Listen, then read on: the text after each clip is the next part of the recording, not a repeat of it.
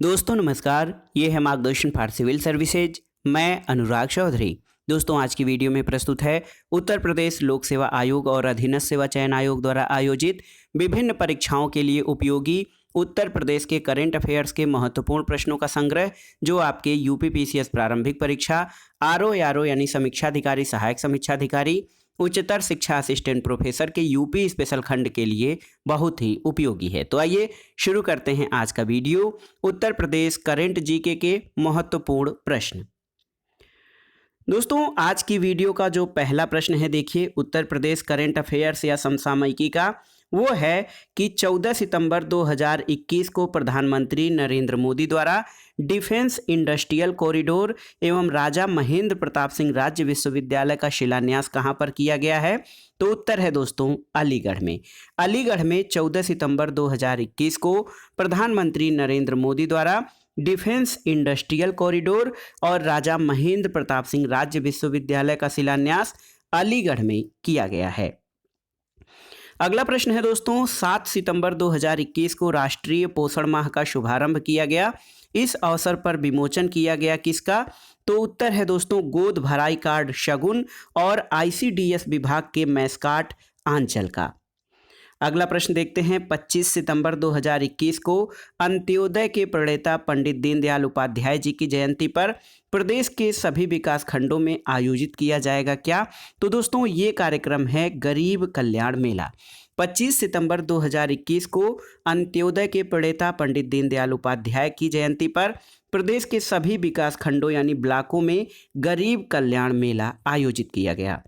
अगला प्रश्न है, 31 अगस्त 2021 को मुख्यमंत्री योगी आदित्यनाथ द्वारा 1710 करोड़ रुपए लागत की 180 परियोजनाओं का लोकार्पण और शिलान्यास कहाँ किया गया? तो दोस्तों लखनऊ में लखनऊ के विकास से संबंधित 180 परियोजनाओं का शिलान्यास मुख्यमंत्री योगी आदित्यनाथ के द्वारा किया गया। अगला प्रश्न है, 29 अगस्त 2021 को राष्ट्रपति रामनाथ कोविंद ने राम कथा पार्क में रामायण कॉन्क्लेव का उद्घाटन कहाँ किया? तो अयोध्या में। और अगला प्रश्न है, 28 अगस्त 2021 को राष्ट्रपति ने महाराणा प्रताप शिक्षा परिषद के अंतर्गत संचालित महायोगी गोरखनाथ विश्वविद्यालय का लोकार्पण कहाँ किया? तो उत्तर है गोरखपुर में। दोस्तों महाराणा प्रताप शिक्षा परिषद के अंतर्गत संचालित महायोगी गोरखनाथ विश्वविद्यालय का लोकार्पण राष्ट्रपति के द्वारा गोरखपुर में किया गया है। अगला प्रश्न देखते हैं, 28 अगस्त 2021 को राष्ट्रपति द्वारा गोरखपुर में भूमि पूजन और शिलान्यास किया गया किसका? तो दोस्तों महायोगी गुरु गोरखनाथ आयुष विश्वविद्यालय का शिलान्यास 28 अगस्त 2021 को राष्ट्रपति श्री रामनाथ कोविंद द्वारा किया गया है और ये विश्वविद्यालय आयुष विश्वविद्यालय गोरखपुर में स्थापित किया जा रहा है। अगला प्रश्न है, महिलाओं और बालिकाओं की सुरक्षा, सम्मान और स्वावलंबन के लिए राज्य सरकार द्वारा 21 अगस्त 2021 को इसके तीसरे चरण का शुभारंभ किया गया है। तो दोस्तों मिशन शक्ति जो है ये महिलाओं और बालिकाओं की सुरक्षा, सम्मान और स्वावलंबन के लिए 21 अगस्त को मिशन शक्ति के तीसरे चरण का शुभारंभ किया गया है। अगला प्रश्न देखते हैं, 16 अगस्त 2021 को उत्तर प्रदेश मंत्रिपरिषद द्वारा इसकी बिड में चयनित राज्य सरकार द्वारा प्रायोजित रूट्स पर 100% वायबिलिटी गैप फंडिंग का भुगतान राज्य सरकार द्वारा किए जाने के प्रस्ताव किसमें मिली है? तो दोस्तों ये उड़ान 4.1 की बिड में। अगला प्रश्न है, 16 अगस्त 2021 को मंत्रिपरिषद द्वारा किस जनपद के राजकीय स्थान पुरानी कचहरी की भूमि पर शहीद स्वर्गीय रामचंद्र विद्यार्थी स्मृति स्थल के विकास और संग्रहालय के निर्माण के लिए निःशुल्क भूमि हस्तांतरण को स्वीकृति मिली है? तो ये देवरिया जनपद में। और अगला प्रश्न देखिएगा, 26 जुलाई 2021 को राज्य के लोगों को उनके विचारों, सुझावों और प्रतिक्रिया को संप्रेषित करने में सहयोग के लिए कौन सा पोर्टल लॉन्च किया गया है? तो याद रखिएगा माई गवर्नमेंट माई मेरी सरकार पोर्टल। तो माई GOV, देखिए MIGOV यानी माई गवर्नमेंट का ये शॉर्ट फॉर्म है और माई गॉव मेरी सरकार पोर्टल ये राज्य के लोगों को उनके विचारों, सुझावों और प्रतिक्रिया को संप्रेषित करने के लिए लॉन्च किया गया है। अगला प्रश्न है दोस्तों, जून 2021 में उत्तर प्रदेश में प्रोजेक्ट युग परिवर्तन वैश्विक शिखर सम्मेलन 2021 विषयक वेबिनार आयोजित किया गया कहाँ? तो दोस्तों ये defined values consultant private limited Delhi के द्वारा उत्तर प्रदेश में प्रोजेक्ट युग परिवर्तन वैश्विक शिखर सम्मेलन 2021 का वेबिनार आयोजित किया गया था। अगला प्रश्न बहुत ही महत्वपूर्ण है, उत्तर प्रदेश में राज्य संस्कृत विश्वविद्यालय के रूप में परिवर्तित किया जाएगा किसको? तो भातखंडे संगीत संस्थान जो लखनऊ में स्थित है दोस्तों, इसे राज्य संस्कृत विश्वविद्यालय के रूप में यानी स्टेट के कल्चर यूनिवर्सिटी के रूप में परिवर्तित किया जाएगा। अगला प्रश्न है, उत्तर प्रदेश में महीने भर में 1 करोड़ से अधिक लोगों का कोविड रोधी टीकाकरण करने के लक्ष्य के साथ बृहद टीकाकरण अभियान संचालित किया जा रहा है। कब से? तो दोस्तों ये 1 जून 2021 से चलाया जा रहा है। अगला प्रश्न है, सरकारी स्कूलों में मूलभूत सुविधाएं उपलब्ध करवाने के लिए नवनिर्वाचित ग्राम प्रधानों को किससे जोड़ा जाएगा? तो ये है ऑपरेशन कायाकल्प, जो सरकारी स्कूलों में मूलभूत सुविधाएं उपलब्ध करवाने से संबंधित है और इस ऑपरेशन कायाकल्प के तहत नवनिर्वाचित ग्राम प्रधानों को जोड़ा जाएगा। अगला प्रश्न है दोस्तों, मई 2021 में WHO द्वारा दक्षिण पूर्व एशिया क्षेत्र श्रेणी में इस वर्ष का नो टोबैको डे पुरस्कार किसे प्रदान किया गया है? तो उत्तर प्रदेश के स्वास्थ्य विभाग के स्टेट टोबैको कंट्रोल सेल और मध्य प्रदेश के स्वैच्छिक स्वास्थ्य संगठन को इस वर्ष का नो टोबैको डे पुरस्कार दिया गया है। अगला प्रश्न है, मई 2021 में उत्तर प्रदेश के कासगंज की आमापुर विधानसभा सीट से बीजेपी विधायक का हृदयगत रुकने से निधन हो गया। उनका नाम क्या था? तो ये थे दोस्तों देवेंद्र प्रताप सिंह। और अगला प्रश्न है, मई 2021 में export promotion council of handicraft Bharat सरकार द्वारा वर्चुअल प्लेटफॉर्म पर आयोजित Indian handicrafts and gift fair में उत्तर प्रदेश को 6 अवार्ड मिले हैं। किसके लिए? तो बेस्ट डिजाइन वर्चुअल बूथ के लिए। अगला प्रश्न है दोस्तों, पंडित राजन मिश्रा कोविड अस्पताल कहाँ स्थापित किया जा रहा है? वाराणसी में। और प्रदेश में पहला ब्लैक फंगस सेंटर बनाए जाने की घोषणा कहाँ की गई है? तो ये कानपुर के हैलेट हॉस्पिटल में प्रदेश का पहला ब्लैक फंगस सेंटर बनाए जाने की घोषणा की गई है। अगला प्रश्न है, मई 2021 में कोविड प्रबंधन पर यूपी मॉडल की सराहना करने वाला उच्च न्यायालय कौन है? तो ये बॉम्बे उच्च न्यायालय है। और अगला प्रश्न है दोस्तों, अप्रैल 2021 में पंचायतों के सशक्तिकरण के लिए ऑनलाइन ई सिस्टम के उपयोग में अनुकरणीय प्रयासों के लिए राष्ट्रीय स्तर पर ई पंचायत श्रेणी में प्रथम पुरस्कार किसे प्रदान किया गया है? तो उत्तर प्रदेश को। दोस्तों पंचायतों के सशक्तिकरण के लिए ऑनलाइन ई सिस्टम उपयोग में अनुकरणीय प्रयासों के लिए राष्ट्रीय स्तर पर ई पंचायत श्रेणी में प्रथम पुरस्कार उत्तर प्रदेश को दिया गया है। अगला प्रश्न है, मार्च 2021 में सड़क किनारे बने सभी धार्मिक स्थलों को हटाने का आदेश जारी किया है किसने? तो उत्तर प्रदेश सरकार ने दोस्तों मार्च 2021 में सड़क किनारे बने सभी धार्मिक स्थलों को हटाने का आदेश जारी किया है। अगला प्रश्न है, निजी क्षेत्र के सहयोग से श्री राम यूनिवर्सिटी की स्थापना कहाँ की जाएगी? तो अयोध्या में। और उत्तर प्रदेश में गठित सुरक्षा बल जिसे विशेष परिस्थितियों में बिना वारंट के तलाशी लेने और गिरफ्तार करने का अधिकार प्रदान किया गया है, तो ये दोस्तों उत्तर प्रदेश विशेष सुरक्षा बल UPSSF यानी Uttar Pradesh special security force, ये जो है ये उत्तर प्रदेश का गठित सुरक्षा बल है जिसे विशेष परिस्थितियों में बिना वारंट के भी तलाशी लेने और गिरफ्तार करने का अधिकार दिया गया है। अगला प्रश्न है, 30 अप्रैल 2021 को बागपत जिले के जोहरी गांव के अंतर्राष्ट्रीय निशानेबाज चंद्रा तोमर का निधन हो गया। वह किसके लिए मशहूर थीं? तो ये शूटर दादी और रिवाल्वर दादी के नाम से मशहूर थीं और ये प्रसिद्ध निशानेबाज, इनका नाम चंद्रा तोमर था, जो बागपत जिले के जोहरी गांव की अंतर्राष्ट्रीय निशानेबाज रही हैं। अगला प्रश्न है दोस्तों, जून 2021 में निशानेबाज चंद्रा तोमर के नाम पर शूटिंग रेंज का नाम रखने की घोषणा कहाँ पर की गई है? तो नोएडा में। और अगला प्रश्न है, उत्तर प्रदेश में एंटी मलेरिया माह कब से कब तक जो है संचालित किया गया? तो ये 1 जून से 30 जून 2021 के मध्य। अगला प्रश्न है, उत्तर प्रदेश में विशेष संचारी रोग नियंत्रण अभियान और दस्तक अभियान का वर्ष 2021 में प्रथम चरण आयोजित किया गया है।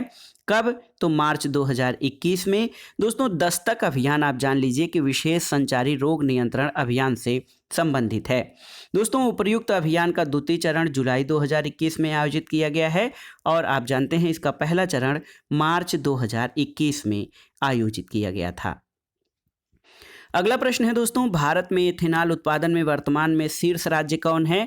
तो ये बहुत ही महत्वपूर्ण है। उत्तर प्रदेश इथेनॉल उत्पादन में देश में शीर्ष राज्य है। अगला प्रश्न है, वृंदावन वैष्णव कुंभ पूर्व समागम यानी बैठक 2021 का आयोजन किया गया कब? तो 16 फरवरी से 28 मार्च 2021 के बीच वृंदावन वैष्णव कुंभ पूर्व समागम बैठक का आयोजन किया गया है। अगला प्रश्न है, 6 मार्च 2021 को मुख्यमंत्री योगी आदित्यनाथ द्वारा अयोध्या शोध संस्थान अयोध्या द्वारा प्रकाशित जिस महाकोश के प्रथम संस्करण का विमोचन किया गया है वो क्या है? तो उसका नाम है रामायण विश्व महाकोश। अगला प्रश्न है दोस्तों, मुख्यमंत्री योगी आदित्यनाथ द्वारा जेई टीकाकरण अभियान यानी जापानी इंसेफेलाइटिस टीकाकरण अभियान और सघन मिशन इंद्रधनुष के तृतीय चरण का शुभारंभ कब किया गया? तो ये तिथि याद रखिएगा 21 फरवरी 2021 को। अगला प्रश्न है, 21 फरवरी 2021 को मुख्यमंत्री योगी आदित्यनाथ ने किस मोबाइल एप्लीकेशन को लॉन्च किया है? तो ये है ई कवच मोबाइल ऐप। अगला प्रश्न है दोस्तों, उत्तर प्रदेश सरकार द्वारा नवंबर 2020 से परिवार नियोजन से संबंधित खुशहाल परिवार दिवस मनाया जा रहा है कब? तो प्रत्येक माह की 21 तारीख को परिवार नियोजन से संबंधित खुशहाल परिवार दिवस मनाया जा रहा है। अगला प्रश्न है, 19 फरवरी 2021 को उत्तर प्रदेश के मुख्यमंत्री योगी आदित्यनाथ और उत्तराखंड के मुख्यमंत्री त्रिवेंद्र सिंह रावत ने वर्चुअल माध्यम से किस महाविद्यालय की डिजिटल लाइब्रेरी का उद्घाटन किया है? तो ये है महायोगी गुरु गोरक्षनाथ राजकीय महाविद्यालय यमकेश्वर पौड़ी गढ़वाल में है, जहां की डिजिटल लाइब्रेरी का उद्घाटन यूपी के सीएम आदित्यनाथ और उत्तराखंड के सीएम त्रिवेंद्र सिंह रावत ने किया है। अगला प्रश्न है, 16 फरवरी 2021 को जनपद बहराइच में महाराजा सुहेल देव स्मारक और चित्तौरा झील की विकास योजना का शिलान्यास और महाराजा सुहेल देव स्वशासी राज्य चिकित्सा महाविद्यालय का लोकार्पण वीडियो कॉन्फ्रेंसिंग के माध्यम से किसके द्वारा किया गया है? तो प्रधानमंत्री नरेंद्र मोदी के द्वारा। अगला प्रश्न है दोस्तों, 12 फरवरी 2021 को मुख्यमंत्री योगी आदित्यनाथ ने स्वामित्व योजना के अंतर्गत डिजिटल वितरण किया किसका? तो ग्रामीण आवासीय अभिलेख यानी घरौनी का डिजिटल वितरण योगी आदित्यनाथ ने स्वामित्व योजना के अंतर्गत किया है। अगला प्रश्न है, 6 से 8 फरवरी 2021 के मध्य 3 दिवसीय प्रादेशिक फल शाक भाजी और पुष्प प्रदर्शनी 2021 का आयोजन किया गया कहाँ पर? राजभवन लखनऊ में। और 25 जनवरी 2021 को उत्तर प्रदेश मंत्रिपरिषद द्वारा मंजूरी प्रदान की गई थी किसको? तो उत्तर प्रदेश डेटा सेंटर नीति 2021 को मंजूरी प्रदान की गई है उत्तर प्रदेश मंत्रिपरिषद द्वारा। अगला प्रश्न है, जनवरी 2021 में उत्तर प्रदेश मंत्रिपरिषद ने बेरिया घाट मेले का प्रांतीय मेला घोषित करने का निर्णय लिया है। और बेरिया घाट मेला कहाँ पर आयोजित होता है? दोस्तों, बेरिया घाट मेला ये हरदोई जनपद में आयोजित होता है। अगला प्रश्न है, 21 जनवरी से 20 फरवरी 2021 के मध्य उत्तर प्रदेश में आयोजित किया गया है सड़क सुरक्षा माह 2021 का। और अगला प्रश्न है, 10 फरवरी 2021 को भारतीय विमानपत्तन प्राधिकरण द्वारा किस एयरपोर्ट के मास्टर प्लान को स्वीकृति प्रदान की गई है? तो नोएडा इंटरनेशनल ग्रीनफील्ड एयरपोर्ट जेवर में है। दोस्तों, भारतीय विमानपत्तन प्राधिकरण द्वारा इस एयरपोर्ट यानी नोएडा इंटरनेशनल ग्रीनफील्ड एयरपोर्ट जेवर के मास्टर प्लान को स्वीकृति दी गई है। अगला प्रश्न है दोस्तों, गोरखपुर महोत्सव 2021 का आयोजन कब किया गया? तो 12-13 जनवरी 2021 को। और देखिए, 24वें राष्ट्रीय युवा सांसद महोत्सव 2021 में प्रथम पुरस्कार किसे मिला था? उत्तर प्रदेश की मुदिता मिश्रा को। और अगला प्रश्न है दोस्तों, भारत सरकार द्वारा फोर्टिफाइड राइस योजना के लिए पायलट प्रोजेक्ट के अंतर्गत चयनित जिला कौन है? तो ये है चंदौली जिला।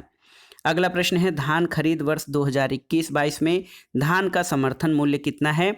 तो सामान्य श्रेणी में 1940 रुपये प्रति क्विंटल और ग्रेड ए श्रेणी में 1960 रुपये प्रति क्विंटल धान का समर्थन मूल्य है। अगला प्रश्न है धान खरीद वर्ष 2020-21 में धान का समर्थन मूल्य कितना था? तो ये सामान्य श्रेणी में 1868 रुपये प्रति क्विंटल और ग्रेड ए श्रेणी में 1888 रुपये प्रति क्विंटल था। अगला प्रश्न है मुख्यमंत्री योगी आदित्यनाथ द्वारा किसान कल्याण मिशन का शुभारंभ कहाँ किया गया है? दादूपुर लखनऊ से। और देखिए कारपेट बाजार यानी कालीन बाजार परियोजना के अंतर्गत कारपेट बाजार या कारपेट एक्सपो मार्ट का निर्माण कहाँ कराया गया है? भदोही में, जो कि संत रविदास नगर जनपद में स्थित है। अगला प्रश्न है 16 दिसंबर 2020 को उत्तर प्रदेश अधिवक्ता समागम 2020 का आयोजन कहाँ किया गया? प्रयागराज में। और अगला है दोस्तों नेक्स्ट क्वेश्चन है 5 दिसंबर 2020 को मुख्यमंत्री योगी आदित्यनाथ ने इस COVID test centre locator app का निर्माण किया है। तो ये मेरा कोविड केंद्र, दोस्तों मेरा कोविड केंद्र जो है ये Covid test centre locator app है, जिसका उद्घाटन 5 दिसंबर 2020 को यूपी के सीएम आदित्यनाथ ने किया है। अगला प्रश्न है जून 2020 में जारी नेशनल इंस्टीट्यूशनल रैंकिंग फ्रेमवर्क के अंतर्गत देश में उच्च शिक्षा संस्थानों की समग्र सूची में 6वां स्थान किसको मिला है? तो आईआईटी कानपुर, जो उत्तर प्रदेश का राष्ट्रीय प्रौद्योगिकी संस्थान है, इसको दोस्तों उच्च शिक्षा संस्थानों की समग्र सूची में 6वां स्थान मिला है।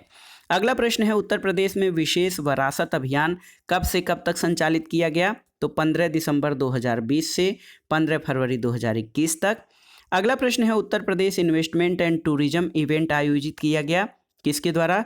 तो Uttar Pradesh association of north America के द्वारा।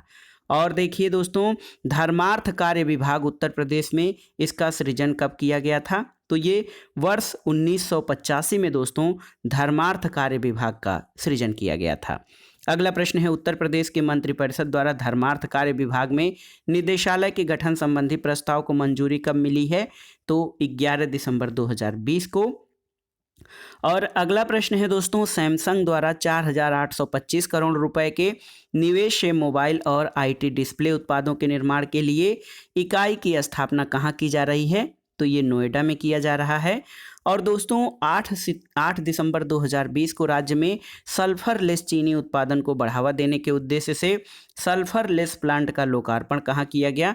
तो ये पिपराइच गोरखपुर जनपद और मुंडेरवा बस्ती चीनी मिल में सल्फर रहित चीनी उत्पादन के लिए सल्फर लेस प्लांट का लोकार्पण किया गया है।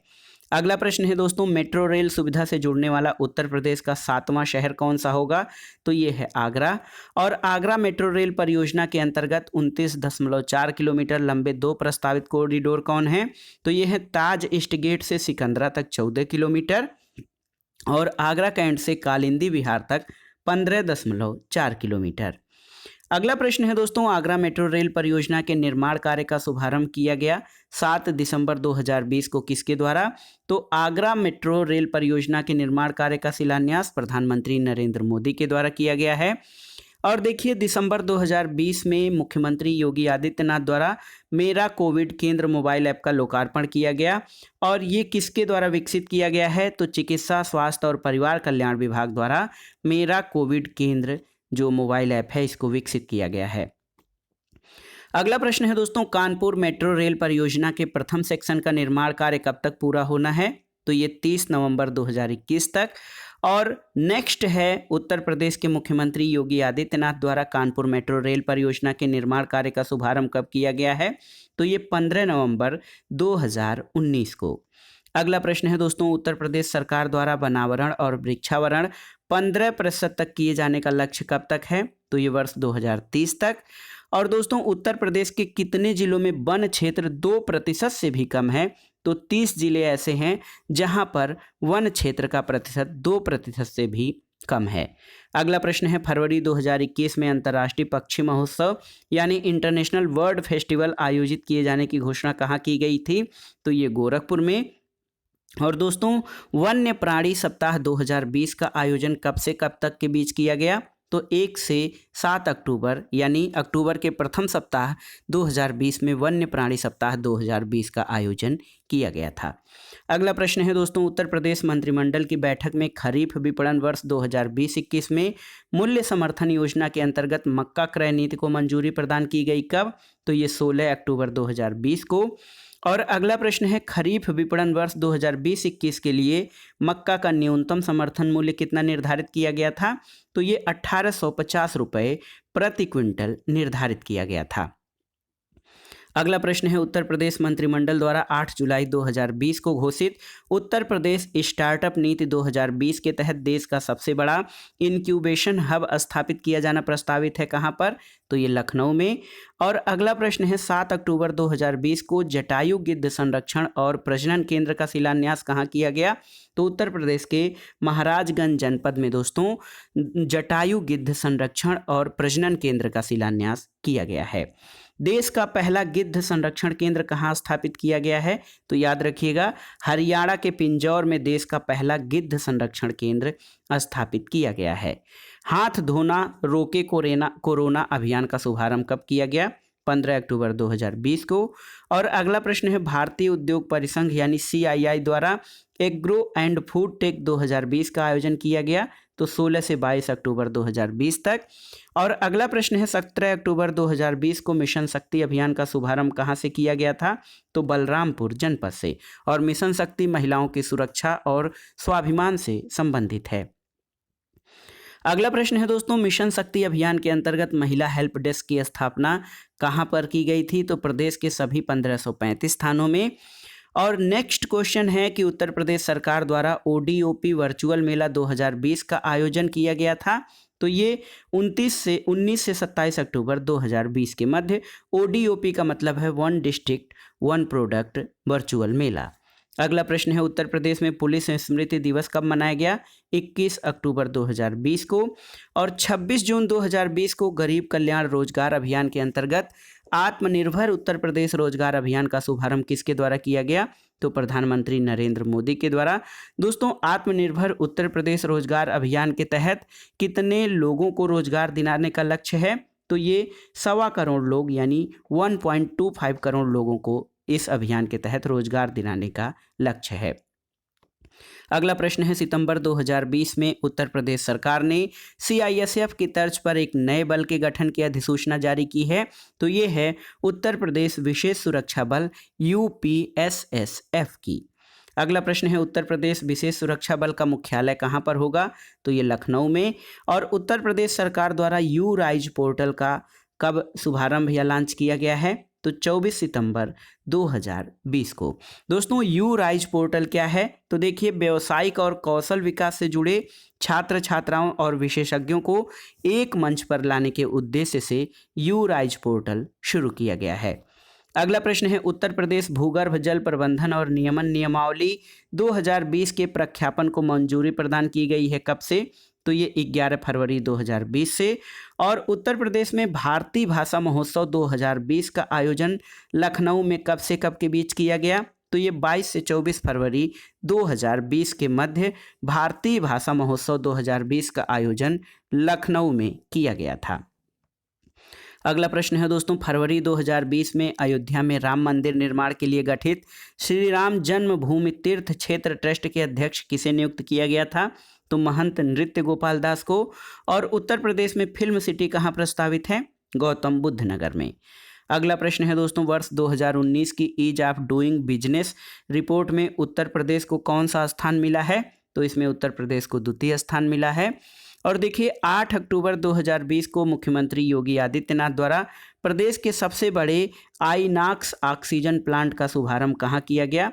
तो मोदी नगर गाजियाबाद में। अगला प्रश्न है, उत्तर प्रदेश इलेक्ट्रॉनिक्स विनिर्माण नीति 2020 कब जारी की गई है? तो ये 18 अगस्त 2020 को जारी की गई है। दोस्तों, उत्तर प्रदेश में electronic system design manufacturing ecosystem को बढ़ावा देना उद्देश्य है किसका? तो इलेक्ट्रॉनिक्स विनिर्माण नीति 2020 जो 18 अगस्त 2020 को जारी की गई है, इसका उद्देश्य electronic system design manufacturing ecosystem को बढ़ावा देना है। अगला प्रश्न है, उत्तर प्रदेश इलेक्ट्रॉनिक्स विनिर्माण नीति के अंतर्गत विशेष फोकस किस पर किया गया है? तो ये पूर्वांचल और बुंदेलखंड क्षेत्र पर।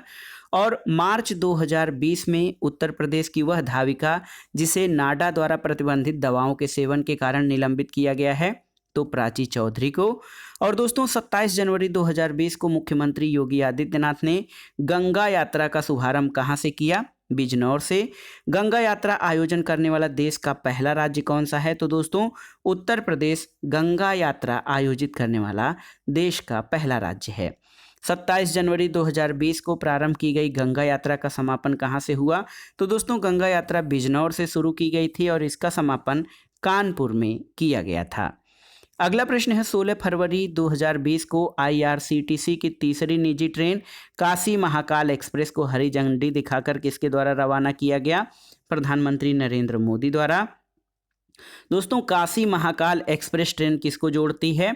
तो ये वाराणसी से इंदौर को। अगला प्रश्न है 2 फरवरी 2020 को मुख्यमंत्री जन आरोग्य मेला का शुभारंभ कहां पर किया गया? चंदौली जिले के नौगढ़ विकास खंड से। और अगला प्रश्न है मुख्यमंत्री ने राजस्व विभाग के राहत आयुक्त कार्यालय द्वारा तैयार किए गए प्रवासी राहत मित्र ऐप का लोकार्पण कब किया है? तो 8 मई 2020 को। प्रवासी राहत मित्र ऐप किसके द्वारा तैयार किया गया है? राजस्व विभाग द्वारा UNDP के सहयोग से।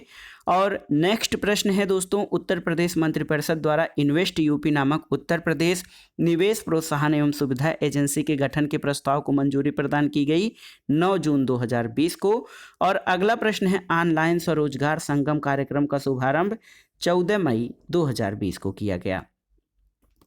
अगला प्रश्न है दोस्तों 5 सितंबर 2020 को उद्योग संवर्धन और आंतरिक व्यापार विभाग द्वारा जारी estate business reform action plan ranking में चौथे संस्करण में उत्तर प्रदेश का कौन सा स्थान है?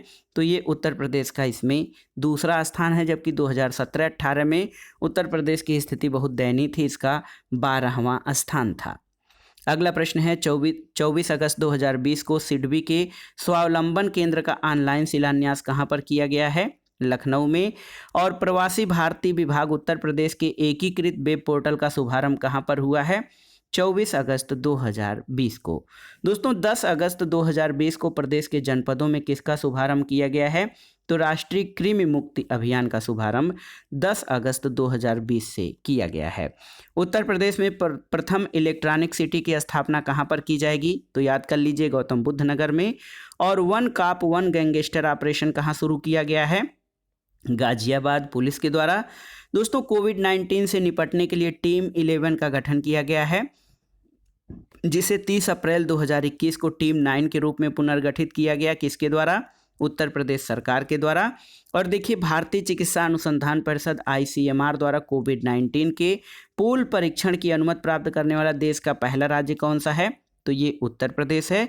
और उत्तर प्रदेश का वह हवाई अड्डा जिसे केंद्रीय मंत्रिमंडल द्वारा वर्ष 2020 में अंतर्राष्ट्रीय हवाई अड्डे का दर्जा दिया गया, तो ये कुशीनगर हवाई अड्डा है।